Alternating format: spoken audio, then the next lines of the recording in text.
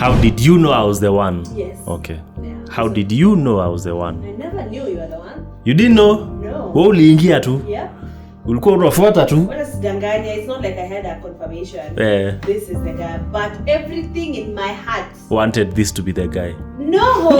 It's okay, Soila, to want me. I don't know why you are a brother. Yeah.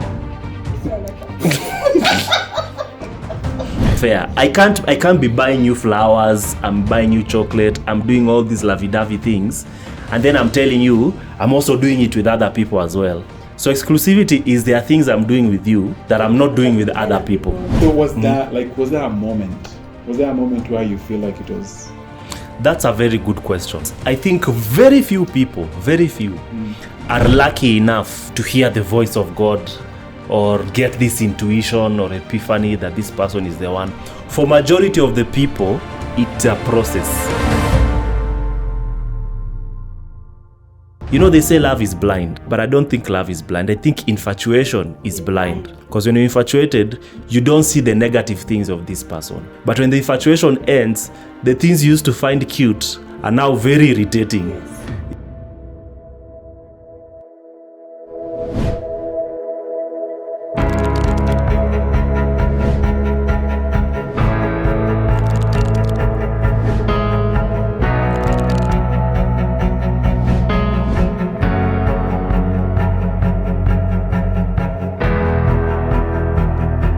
What's up, everybody? Karibuni sana to this season of Soila and Curtis.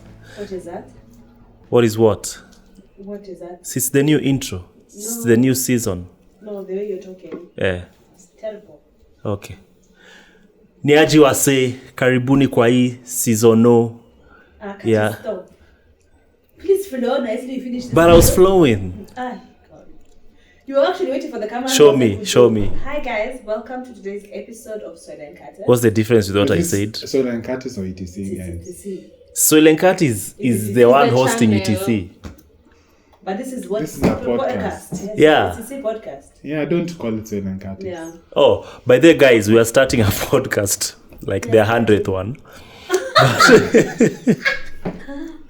But this time is for real. You know, I don't know if you guys noticed, but it got to a point we realized we have so many ideas and we are trying to do so many things. So we've narrowed everything down to ETC, that is Engaging the Culture Podcast by Soila and Curtis. So all the 1,000 podcasts we've done before are all going to be engaging the culture. You did them without me. Babe, you are part of those podcasts. No. We had Soila and Curtis FM. That's the only one. Which is Soila and Curtis Family Matters. Soila and Curtis Fight was family centered. So we're still going to do family stuff, but part of ETC. Yeah, it's still going to go on. We had the Truest Measure podcast, the one I was doing for men. That was not a podcast show. It was a podcast, babe. Truest Measure. Those are segments of videos on Soila and Curtis' channel. You can't have all those. Those are not. But that's what I'm saying. That's what I'm trying to explain. That we are trying to, instead of having so many things going, we are narrowing everything down. Instead of having so many podcasts. That's not possible. Okay, guys. 8 years of marriage. Looks like that. Yeah, so ETC, Engaging the Culture. We did also an event, our first chapter 1, Soila and Curtis Engaging the Culture event. That was in May 2024. Mm-hmm. So, like, comment, share, subscribe. I mean, these are things we don't really need to say, but we kind of have to say because some of you are new here. So, like, comment, share, subscribe. Subscribe, that's the most important. And comment. Please don't just watch and say, nice video, and then you go. Comment. Let us know what you think about this thing. Those engagements are really important to us because it helps us know who our audience really is and what they think. Yeah. So comment and share. Tell your uncles, to tell your aunties, to tell their neighbors, to tell their pets, to tell their watchmen, to tell their village elders that Soila and Curtis is having something new coming up. They better tune in. So the conversion is a bit different today. Not different, but it's this conversion that we normally have. Soila and Curtis. Yep. And this time round, this specific topic, we've had it in different forms. Yeah. One of the favorites for Curtis and myself. especially Curtis, loves this conversation. Yeah. So the conversion is, how do you know the person? Like, how did I know? You are the right person for me. How did you know I was the one? Yes. Okay. Yeah. How did you know I was the one? I never knew you were the one. You didn't know? No. Wewe uliingia tu. Yeah. Ulikuwa unafuata tu. What is Danganya? It's not like I had a confirmation. Yeah. This is the guy. But everything in my heart Wanted this to be the guy. No. It's okay, Soila, to want me. I don't know why you Maringo, you don't want people to know you wanted me, you desired me. Your time will come, and then you say all those things. Can I speak? Okay. I did not know that he is the guy. But meeting you, honestly, and getting to talk to you and engage in different conversations with you about life, I think we went deep so fast in as far as conversation. We even talked about our histories, families, Our pasts. and all that. I'm like, this is so different to what I'm used to. And What were you used to? Shallow conversation. Like? You're pretty. Oh. That's it. You've been told you're pretty enough times. So, Paka, you are tired. It wasn't moving you anymore. what's your favorite color? What food do you like to eat? Can I take you home? What's your best movie? Oh God! the shallow stuff. But with you, I don't even think we started with that. The only time you asked me what do you like to eat is when you were making dinner. Remember? But honestly, we went right into the deep conversation. Yeah. We went to the meeting, and that really changed perception of how our relationship should be, and I felt very comfortable. So I was at peace. Let me just say that. The peace thing was So peace was an indicator for you. was overwhelming for me. I was like, hey, yeah, you are a brother. Yeah, it felt like a So what you're telling ladies that they need to brother zone this man, and then something will come out of it. That's what you're saying. Yes, let's start by brother zoning one another. Then probably something can come out of it. Guys, do not fall into a brother zone. Friend zone is bad enough. It's bad enough, but it's good. But brother zone. Okay, me, I believe in friend zone. Yeah. I believe good relationships start from friend zones. So what's the difference between Brother zone? Brother zone is the same. No, you know what a brother does? Sister Agnes, they praise the Lord. How is the Lord keeping you today? Brother James.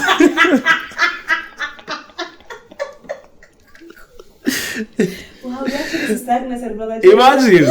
Hey, so Oh my God. for me, sorry, had you finished? Am I just? don't know. Ama you'll jump in when it You comes. see, this is on the other one who's including my stuff. Sour. So So peace for me made it. peace Yeah, there's Okay. a settling and So that's what you would say was an Maybe- indicator. was an indicator that he was the one. that made it easier for me. It made the relationship transition smoothly. Yes. Yeah. And getting to know him better. The more I know him, the more I was settled into the idea of you actually the one for me. Yeah. That It's is not very. an instant. So was there a moment? Was there a moment where you feel like it was? That's a very good question. Yeah. Because I think very few people, are lucky enough to hear the voice of God. You know, this is your spouse, or get this intuition or epiphany that this person is the one. For majority of the people, it's a process. You discover it through a journey, through a process. And that's why every time we go for speaking engagements, we tell people, guys, friendship, cultivate the friendship. Because for me, in our experience, plus what I see, a lot of things become clear in the friendship process. Friendship process. In the friendship process. Because what friendship does, friendship allows the bug to fade. You know that bug that bites people? Yeah. Bite you, and then all of a sudden, this person is the one for you. Infatuation, basically. Infatuation, yes. But what friendship does is that it allows that falling in love thing to wear off. So you're left with this person for who they really are. Wait, in the friendship zone, do you know that I love you, and do you know that you love me? Yes. Have we said that we love each other? but we are taking it slow. It's whether you've said it or not, the signs are clear. Okay. The signs are clear. Now, here's the thing. That's also a good question, because sometimes you are in this state of confusion. You are seeing all sorts of signs from me. I'm seeing like it's mutual. We know there's something going on, but nobody is really defining it. That can be confusing if it's stretched for too long. Okay.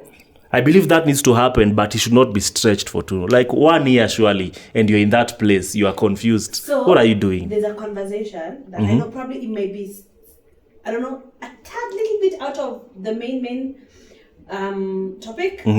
But somebody once asked, I think what Sita, and they said, can you cannot search and get, can you have coffee dates with many people as you look for your... I remember that question. Yeah, can you have many, is it possible, if you are my friend and we can feel those things, can I still go ahead and have coffee dates with him?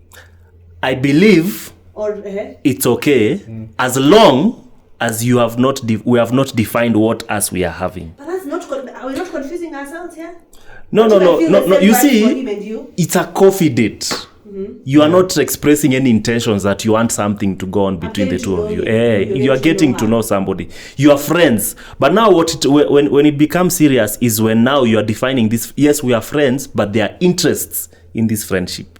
All right? We are friends, but it's not just a normal friendship. There's something we are heading somewhere with this friendship. Okay. So the moment you get there, it's exclusive.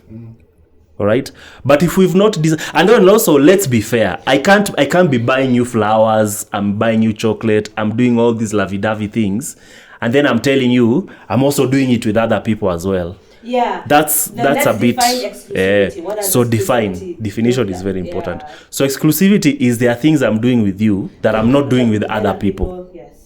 And I think once you get to that point of exclusivity, it's good to be clear with the other person. That what are your expectations? Where is this thing going? We are just friends, and there's nothing more that's going past that. Otherwise, that person expects more, yet you're devoted to someone else. And also, it's good to be honest. For example, let's say I'm doing all these things to you, and you are like, Curtis. Oh, actually, Soila did that. Let me just give you a story, guys. Some of you might be familiar with it. So we started off that way. We were friends, but it was obvious that I was interested. She was also interested. So I would take her for dates, buy her chocolate, flowers, those things we do. And then Soila one night just sent me a text message, and she told me, Curtis, so... in case you find another lady who, you feel you don't want to jump into a relationship with, let me know. Just let me know. Of course, she knew there was nobody, but she was just trying to say, dude, me, I'm feeling this thing, and I feel like you are not really defining things quickly. So, and I think that's really important because it was a way of protecting yourself from investing in this thing any further. And then it just goes. And avoiding confusion. I asked you to define whatever that was. To avoid the heartache. And to avoid you hanging in there thinking there's something. Yet and you're there's also nothing. having the same vibes with someone else. Because me, I was committed. I was not having this with anyone else. So yes. But you see, that one was different because I was doing certain things. So how did I know you are the one? I think just like you said, I didn't. When we met, I was interested in you. I was attracted to you. But I can't necessarily say that I knew this one is the one. I think that is something that became revealed as we developed the friendship, as we continued on. We began to realize that our values are similar. Our expectations for life are similar. Our thoughts about marriage are similar. Family. And even when the friendship allowed the love bug to fade, the infatuation to fade. And I think that's the most critical part of a relationship or a friendship. Allow the infatuation to fade. Because now when that fades, they say love is blind. But I don't think love is blind. I think infatuation is blind. Because when you're infatuated, you don't see the negative things of this person. But when the infatuation ends, the things you used to find cute are now very irritating. you know, and you get to know that you really love this person if you can be able to say, I've seen their weaknesses, I've seen their strengths, and I'm still interested. True. Now that one, you are talking about something real. But if you're just interested in this person and everything you're mentioning about them is good, you can't even point out one bad thing about them, you are still in infatuation. Yeah. Because everybody has negatives and positives. Yeah. And love, for you to say you love someone, you must be able to have been exposed to both their negatives and their positives for you to say that you truly love them. And timeline is different for different people. Exactly. Yeah. Depending on how harm you go first, Yeah. having the relationship and continuously meeting, having the conversation. Yes. Yeah. I'd say that. But I don't think you can, unless it's a supernatural appearance and God says this is the one for you, which I don't think. Does he do that? Yeah, there are people who've heard from God whereby they just meet someone in the first time and God speaks to them and say this person is going to be your spouse. The caveat, however, just because God has spoken, Doesn't mean you know, God speaking is not guaranteed. It's not a license for you to do shortcuts. Now God has spoken. We don't need to be friends. We don't need to do all these things. Let's just jump into it. You can't do that. Yeah. And if God has spoken to one of you, then the same God should be able to speak to the other person.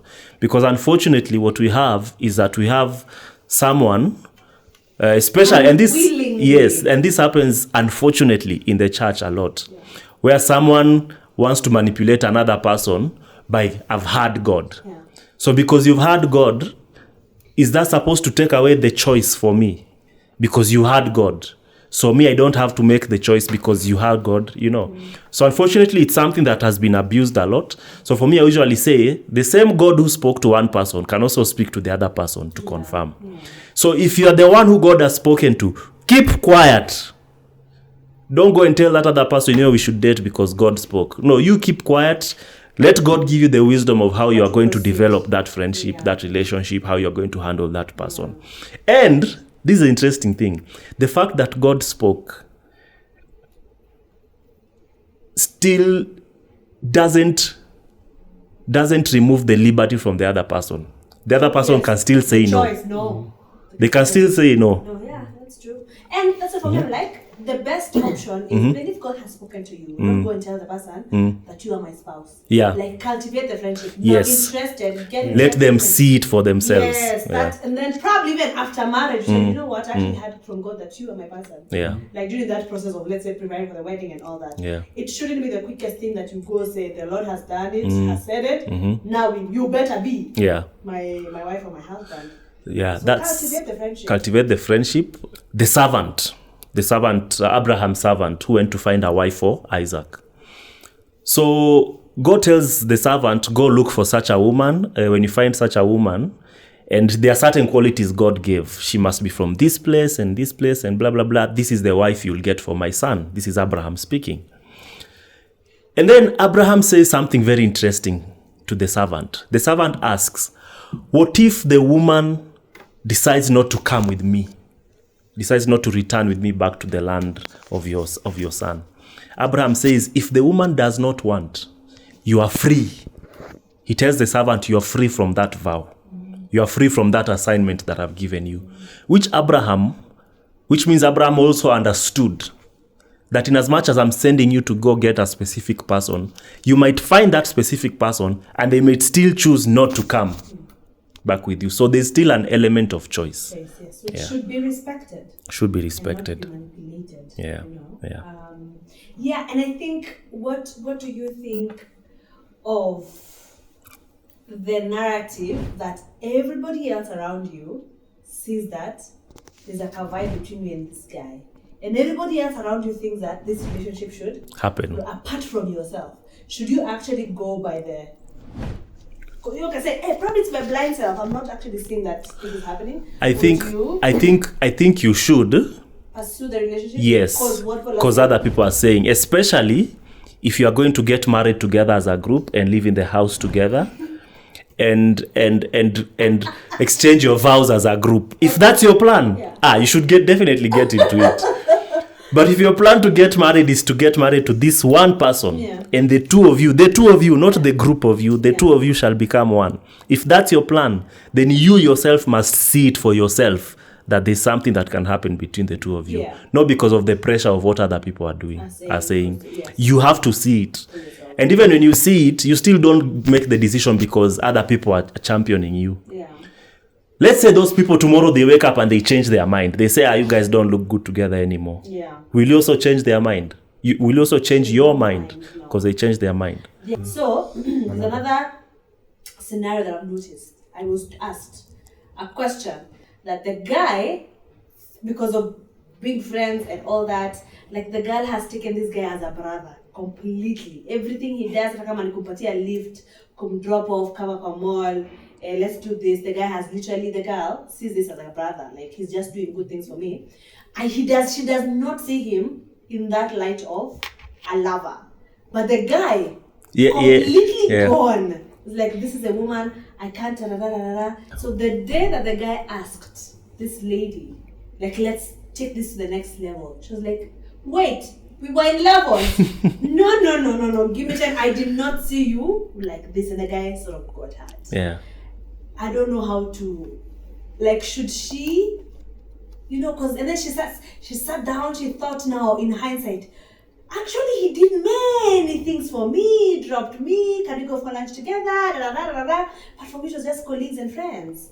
I didn't see him as sort of a potential lover.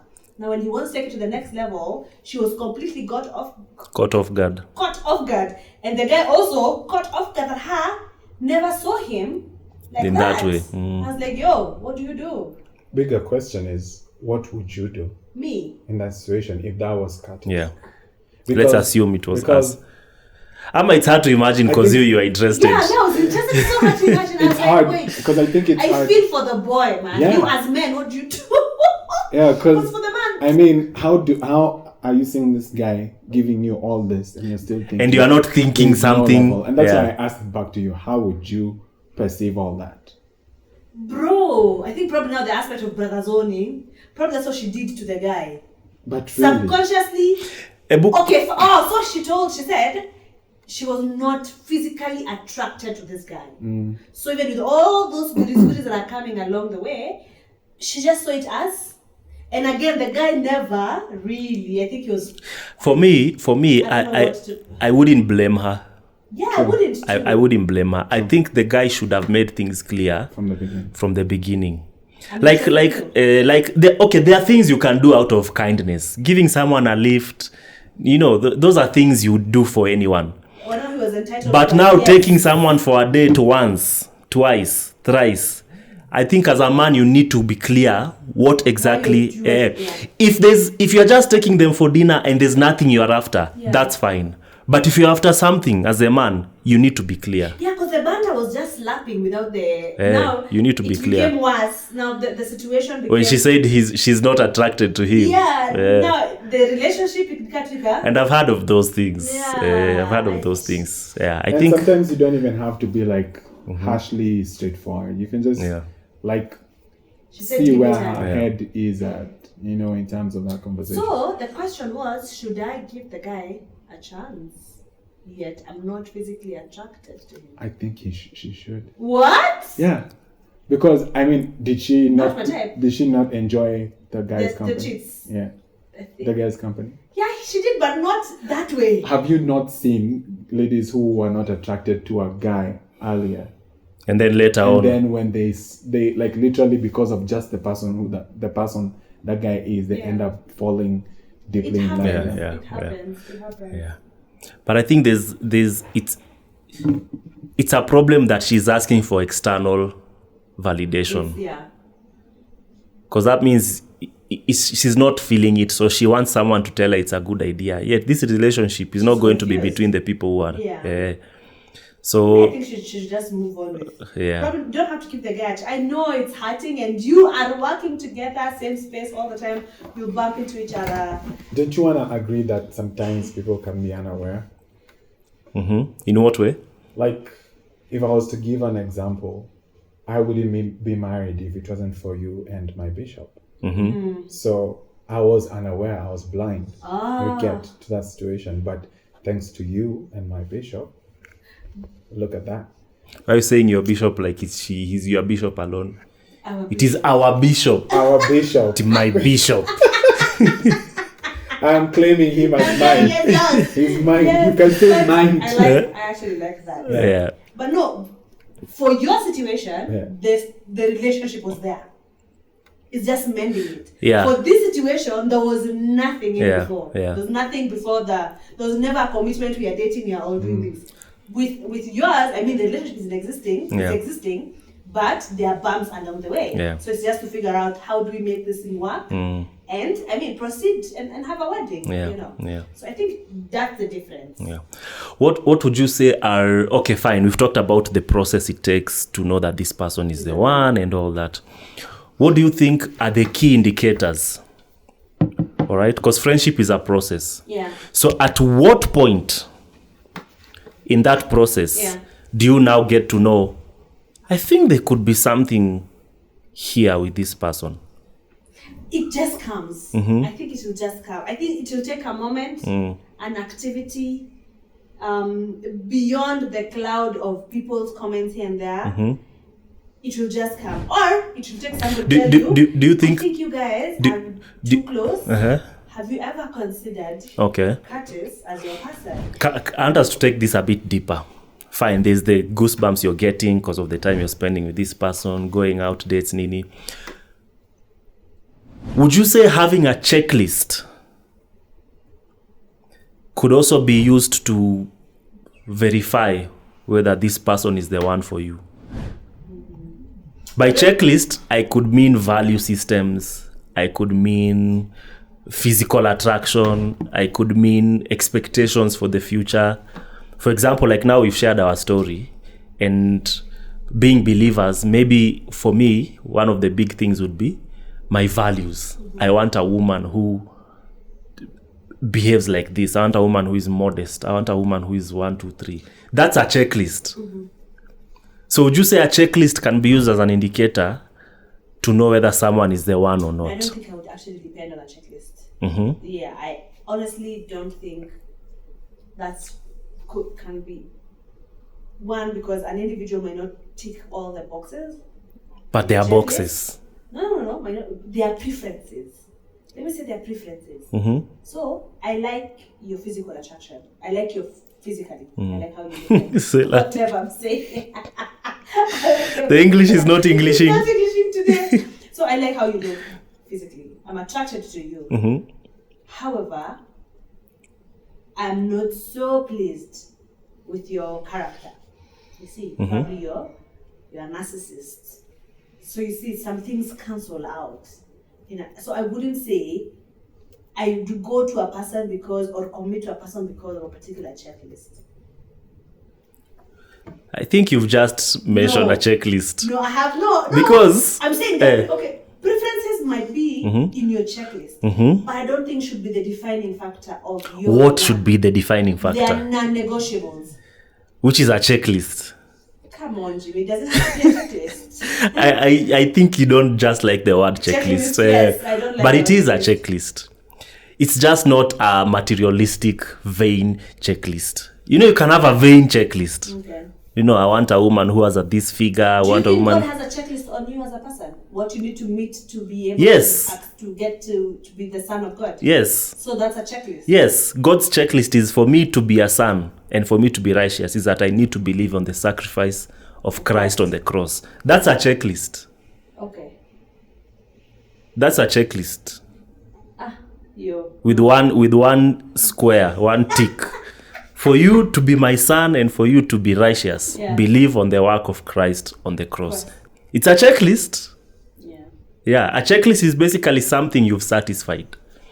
But I think checklists have negotiables and non-negotiables. I can have a negotiable checklist. She must be light-skinned. But is it really a big deal if she's not? I can overlook that, But non-negotiable is that she has to be a believer. That's a non-negotiable. It's a checklist. Yeah. She's a believer, but she's not a Protestant, man. She's a Catholic. You see, now it depends. Some people are big on denomination. Some people are not big on denomination. I know ladies' height is a big issue. Age is a big issue. you know, he's younger than you, he's shorter than you. Is that negotiable or non-negotiable? So I think checklists are important. It's just that you need to figure out, is your checklist really based on purpose? Because we can go that direction. Purpose is a very serious thing in marriage. Is it based on purpose? Is it based on value systems? Or is it based on preferences that really are neither here nor there? Yeah. You know, it's just what you prefer, but it's not really a big deal. Yeah. Again, I like that because my rejoinder would be, or my comment on that would be, let the checklist be, it has gone. What informs the checklist? Yes. Okay. What informs the checklist? What's the foundation? What's the basis of the checklist? Basis of the checklist? Is it because you are, so that you eliminate the completely relying on physical stuff and externalities and completely forget the internal things that matter more than the You've said something that I like. So basically a checklist should be based on, how do I put this? It should be based on something that is cast on stone, not things that are changeable. For example, a bad checklist will have jobs. I want a person who has this kind of job. Job changes, people lose jobs. Yes. So if that's your checklist, it's weak. I want a person who has this kind of body, but bodies change. People grow old, people get kids, bodies change. So that's a weak checklist. I want a checklist of somebody who earns this amount of money, or somebody who, you know, things that are vain and changeable. That's a weak checklist. But a strong checklist is something like purpose. I want somebody who is willing to dedicate to live a purpose, a visionary person, you know, or someone whose relationship with Christ is very strong, or somebody who, you know, things that are based on value. Yes. A person who values his family, yes. her family. Yes. A person who things that are intangible. respects. Yes. Yeah. People who are, whether young, old, and all that, like those intangible things that for sure can sustain the personality of a person. So would you say because I want us to close this video, would you say that, I want the English to really English. So would you say that the best checklist to know whether someone is the one, is purpose? Because purpose is the only thing in your life that can never change. Even if you backslide today and you decide to come back, God doesn't give you a new purpose. It is the same purpose you rebelled against that he gives you. The grace might be different, the expression might be different, a few things might be different, but the same purpose God ordained for you before you are formed in your mother's womb is the same purpose that he'll always have for you. So it is unchangeable. God's purpose for you is unchangeable. Yeah. Okay. Speak your mind. I'm trying to see if because I want to probably add the ultimate checklist is the approval of God.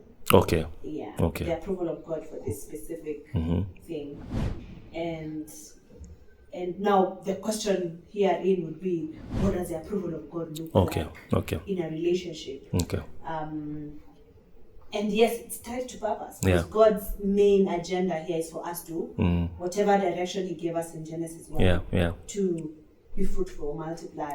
And even since we're talking in the context of relationship, that aspect of dominion, you know, when you come together, you be one, and there's a purpose for being one. It's not just for you to have fun and be happy. Is the space of dominion and replicating that dominion across generations. So I'd say that's the approval of God. And if we look at Adam and Eve, God approved of that relationship because he saw the status of Adam. He's like, now I bring you this. For you to go to the next level. Yes, I need you to. So you need a reinforcement of this coming together. Because of now I see where you're coming from with the purpose. So he approves for the sake of purpose. Because he wouldn't approve anything that is not in his perfect will or purpose. Bigger question would be, would you call that a checklist really? because sometimes you don't even know, or some people don't even know their purpose. They haven't even figured out that specific aspect of their life. Yeah. I don't know if I'm making sense. You're making sense. Yeah. You're making sense. Because I was doing that on purpose. I was talking about purpose on purpose. See what I did there? So, a lot of people don't know their purpose by the time they are meeting someone they like. To be honest, when we met with Soila, it's not like we knew our purpose and nini. But how do you get to that point? In fact, some of you might be watching. Your intentions are good. You really want to please God. You have a good marriage. But you can't really say you figured out what your purpose is. Does that nullify your marriage? Wait. Does that nullify a relationship? So, I know there's a difference between calling, gifting. Yes. Define for us, woman of God. No, I'm just saying, because when you say purpose, all of us have one purpose as believers. Okay, so this is it. I do want us to go deep. I do want us to go deep, but no, this is it. Because we all have to fulfill purpose, but now for us, so this is it. This is it. Yeah. There's the purpose given to man. Yeah. All mankind, man was created for a purpose, right? But that purpose has a different expression in each and every human being. That's what you're talking about. Yes, that's what I'm talking about. So we are all fulfilling the same purpose, but the way it is being fulfilled through me or expressed in me is not necessarily the same way it's being done in you. But we're all doing the same thing. Unique expression of yes, an individual yes, in meeting the purpose of God. yes. But you've also mentioned something very critical. You've mentioned calling. Calling and gifts. No, and when we start talking about calling, we're talking about gifts there. We'll talk about talents. We'll talk about not really. We'll talk about destiny, So there's a whole list of things there that we can talk about. Also, I wanted to know how you guys knew your past. That someone was the one. Or did you get married and then in the process of enjoying marriage, things began to be unveiled and you're like, oh yeah, this is actually why we got married. Or you got married and realized, crap. Not the one for me. Not the one. Yeah, or you realized before you got married. Yeah. And fine, you are married and you are feeling like this person is not the one. Can you, at that place of marriage, can you actually now decide to build it and become each other's one when you're already in marriage? Is it possible? Catch you later on that. Yeah, so like, comment, share, subscribe as we look forward to engaging the culture 2025. Cheers, guys. Tell us to say people cheers. Cheers, guys. Bye-bye. I'm so distracted by something.